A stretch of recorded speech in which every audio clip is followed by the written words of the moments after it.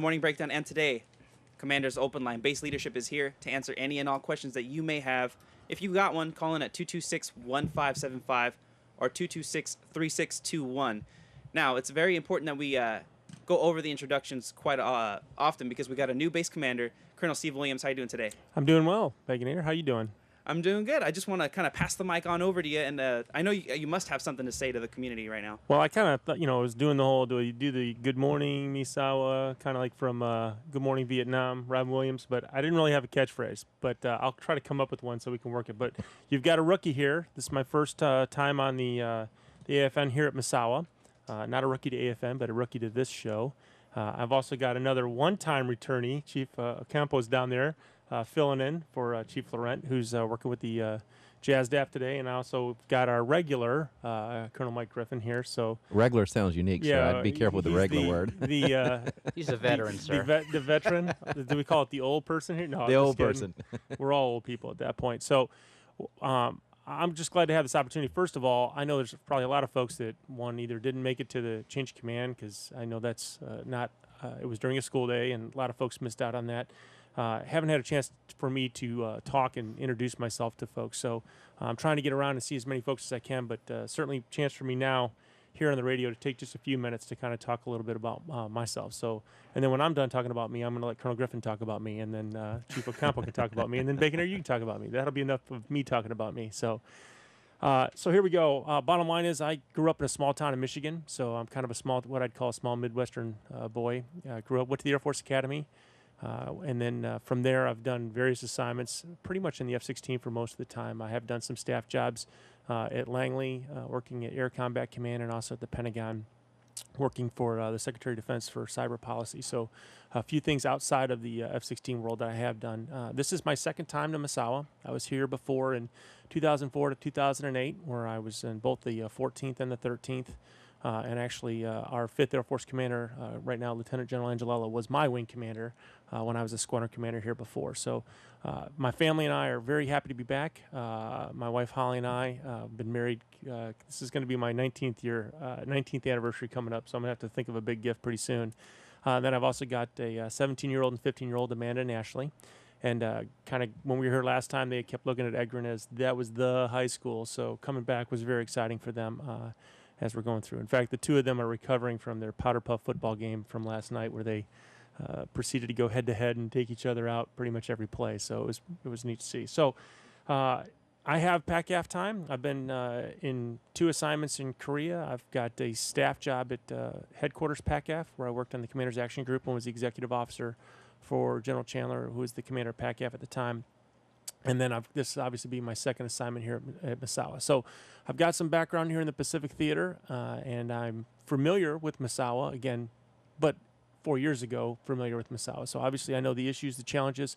Some are very similar and some are very different, and I'm here to help solve the issues that are at Misawa now, not the ones that were issues when I was here. And I promise to kind of keep an eye on avoiding the tendency of trying to resolve issues that were issues when I was here before, because a lot of those probably aren't the same issues, although some are. It's actually interesting to see some of the same challenges that we have going on here that were kind of going on before, because a lot of these fixes don't just happen overnight, so it takes quite a while, quite a bit of planning.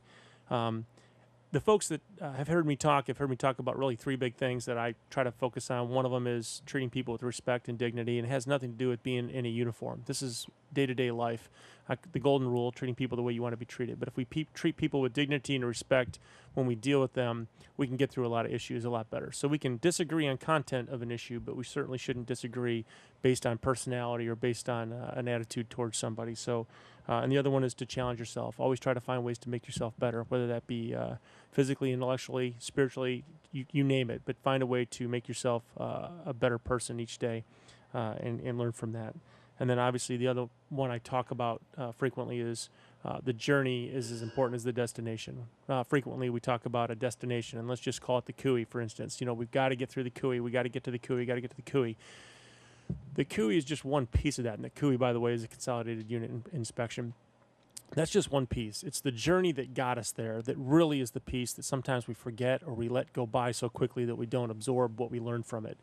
And if we don't absorb those things as we go through that journey, when we get to the CUI and get through the CUI, you forgot what made you better, which was everything you did to get to that point. So the destination and those kind of goals are very important, but we cannot lose sight of the journey as we go along out there, or we're going to really lose the bigger picture. So those are kind of the big things I focus on. And then really the last one is I would really like Misawa to be an assignment for folks that they want to return. My family and I are very happy to come back here to Misawa. And I think the way people appreciate coming back to a assignment is a pay it forward mentality. I want to make it better for the next class. And when you start doing that and you go, like I said, a lot of these fixes that we talk about aren't going to happen in the time that we're here. It's going to happen down the road, but you can see the positive changes in motion, and that makes you want to come back. And I think that's something I'm really certainly looking for, is that we can have an opportunity to encourage folks or make the assignment one that people want to repeat and return on. So that's pretty much everything I wanted to say, other than the fact that my Tigers are AL Central champs, and we're hoping for Cabrera to win the Triple Crown, and I'm going to sure get some haters from the other side telling me that they don't agree with that. But I am a big sports fan, so when we get down to the football season, the bowl season, and the playoff season, I'll be very excited. So. Well, sir, it appears we actually already have a question from one of our many followers. It's Courtney Johnston, and she wants to know. Well, this is her speaking right here. So the skate park, people are driving in there and parking to pick up their children from football practice. I take my children to the skate park so they can ride their bikes and skateboard. I shouldn't have to be watching for cars in the skate park. Is there any way we can get a no parking sign out there and a chain or something? There's a parking lot right next to the skate park, but the skate park itself is not a parking lot. Thanks, you guys rock. Courtney Johnston. Well, she's definitely got the "we rock" part down. I would agree with that. I'm going to actually lean over to Mike and ask him on this one, because I know the skate park is right next to the school. Correct me if I'm wrong. Yes, sir. So I actually haven't been to the skate park myself on a skateboard, although I think now I probably, as I'm unpacking boxes, I do know there's some skateboards in there for my kids. I used to do that, but and I'll let you kind of. I think it's a fair comment, sir. If there needs to be a parking sign there and a no parking, we can put it up there.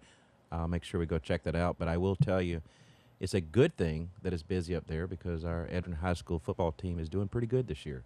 So I think that's a good thing. But I agree with you from a safety perspective. If there needs to be a no parking sign up there, we'll have the civil engineer folks go take a look at it, and we'll put one if it needs to be one up there. Is this really quick? I'm going to kind of ask: is this the parking lot that goes back behind by the school? That is correct. Okay, yes, sir. I'm familiar with that. And actually, there is another piece in that mirror that's there, so you can see around that corner. There's certainly that's a great point, because we got a lot of folks really on foot walking around there, and it's usually the folks getting on foot that get left out as well. So we'll take a look at that. Good question. Good question, Courtney. We're going to jump right into another hot topic, the Air Force Ball, coming right up on us, October 13th. From what I understand, there's a unique theme, and it's not a traditional sense dinner where everyone's just kind of sitting around and eating, correct? Yeah, first let's go through a little bit of why are we doing the Air Force Ball in October versus September, because that's usually the first question somebody's going to ask. The Air Force birthday is obviously in September, so usually the Air Force Ball is always in September. There are a lot of challenges in September with the consolidated unit inspection, the air show, and so it was a conscious decision to slide this into October. And I know a lot of competing interests now in October, so there's never an easy time to do this. I know we have the MOSC Bazaar that same weekend. So there's a lot of stuff going on, and I know it was a very challenging decision when they moved that. So I want to support, first of all, the fact that, or request that folks are appreciative of the fact that moving that was not an easy decision, but there was a lot of dialogue and thought into the best option for everybody out of this. So, okay, so there you go. That's how we got to October. Our guest speaker, I'll also kind of put the plug in, is going to be Lieutenant General Angelella. Again, Lieutenant General Angelella is a very passionate about Misawa. He's the 5th Air Force Commander and our U.S. Forces Japan Commander, but he's our guest speaker, and we're very lucky to have him. He's got a very fond memories of his times here at Misawa. He was actually a squadron commander here, wing commander here, so now he's the numbered Air Force Commander and the U.S. Forces Japan Commander. So obviously very excited to have him back where he can talk to us, and he's very familiar with a lot of the issues that we've had here. So great to have him back here. So the piece you talked about on it's not the standard sit down. Correct. The standard sit down Air Force ball or any of the balls you go to, when you sit down, you really get a chance to mingle and talk with people at your table, but you don't get a lot of opportunity to talk to other folks. So we're trying to break that paradigm up a little bit so that it's more of a mingle throughout. So it's and there'll be some places that folks can sit down, but probably the high heels will probably be a little less common on the dance floor if it were. But it's heavy hors d'oeuvres, and when I say heavy hors d'oeuvres, Mike, and we've looked at this, it's no kidding. This is not like you're just going to grab cheese and crackers. This is big time. You'll get a meal out of this thing. So I would urge folks to not think of this as, well, now we're going to get the normal meal. I think actually you're going to get to the appropriate level, however much food you're really looking for, but there's going to be plenty of it. Let's see, the theme. The theme is tradition and heritage. And one of the unique things that we're going to do with this is there's going to be folks walking around in some heritage uniforms that we've had throughout the history of the Air Force. And that includes I believe we're going to have some from also the Army Air Corps days. But we'll have folks in those uniforms, and they will be able to talk about a little of the history. So if you go up to those folks and ask them a few questions, they'll give you a little spiel of what was going on in the Air Force during the times that we were wearing those uniforms. So a neat opportunity for us. I'm excited because I haven't seen some of these uniforms on people other than in pictures. So. Come on, sir. I've actually worn them. That's what's scary. I can remember there were about 5 uniform changes since I've been in. So I hope we go back further than that, though. I think it'll be a neat opportunity for folks. Again, very excited about it. It's actually probably one of the least costly balls that I've gone to in a long time. So. Hopefully, again, by doing doing it this way, we make it a little more affordable for folks that might not have been able to attend before. So, what am I missing on that? No, sir. More affordable. It also allows more people to come in since we're a sustaining event. You remove a lot of those chairs out, so a lot more people can come into the event and have a good time and socialize and mingle. I mean, we're celebrating 65 years of our United States Air Force, which is pretty awesome within itself. I mean, we are, and me not bragging, but we are the world's greatest Air Force, and I'm proud of it. And I'm proud of being part of that team, and I hope a lot of people come out and enjoy it and socialize. Please, come by and talk, and we can all talk. I mean, I agree with you on the socializing because you're right. Normally we get a table of 8 folks, and that's all we talk to, those 7 other folks, and this allows us to get around and actually talk to other people and actually do a little more mingling and truly celebrate our heritage. I mean, this is 65 years of our United States Air Force. I'm just excited to go myself, and $25 or $24, you can't beat that for heavy hors d'oeuvres.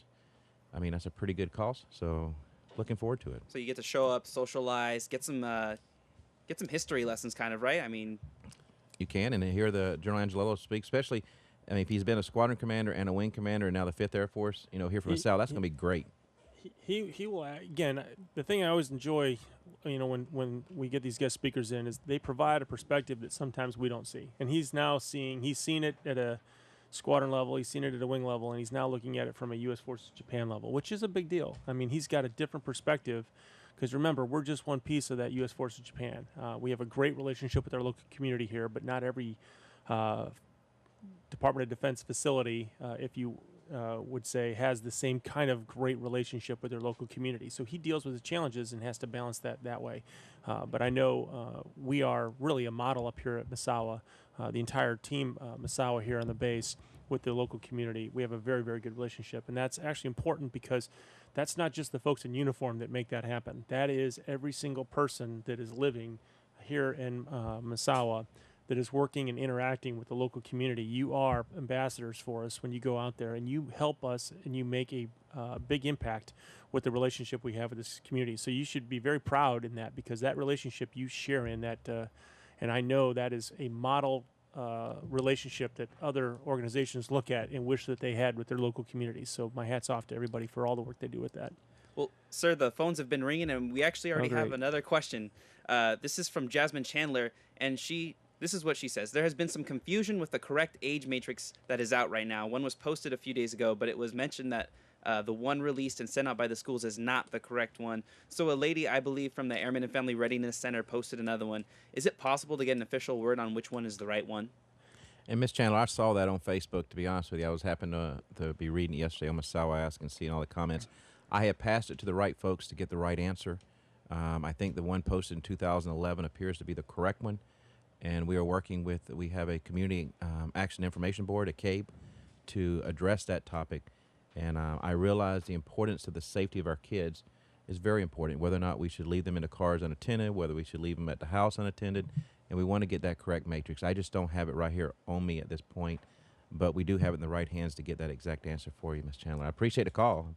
No, and that's great. And actually, I did hear that was an issue this morning. Actually, Tina mentioned it to me as I was walking out the door. So the bottom line is when stuff gets put on posts and things like that, I encourage folks to, if they recognize that it is not the correct information, obviously that's not the intent ever to send out information that's not correct. So we owe it to you to get you the right information, and we'll certainly work on that. So great question, and we'll hopefully get that alleviated here very quickly. Now, as everyone knows, the general election is coming up November 5th.